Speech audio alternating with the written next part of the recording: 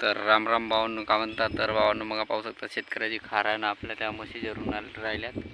कसं आहे, त्या या खारीजोर आहे ना अर्जंट असते, कारण की म्हशी वगैरे घुसल्या तर खुंदल होईल, तर तो शेतकरी आपल्याला नाही का म्हणाल म्हणून आपल्याला चिल्लर म्हणून आपल्याला कसं आहे पहिले आपलं काम तर काम आहे. तर आजचा आपला ब्लॉग संपूर्ण पहा शेतकऱ्याच्या मुलाचा. तर आज थंड मोसम आहे, पाहू शकता आपल्या म्हशी वगैरे चरून राहिल्या, तर थंड थंड हवा सुटली आहे. शेतकऱ्याची फसल लागली म्हणजे खार पेरला मोठ वगैरे सुरू आहे.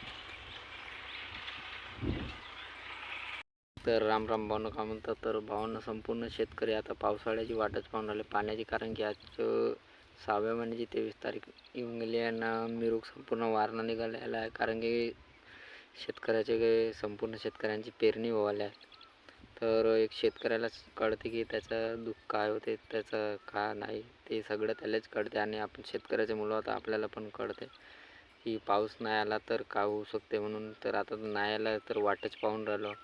शेवटी वाट पाहिल्याशिवाय तर पर्याय नाही, आणि वाटच पाहत राहा, कारण की आता माहीत कळेल तर केव्हा येते पाऊस केव्हा नाही. तर असं काम आहे भावांनो, कारण की आपली पेरणी वगैरे व्हायला आहेत.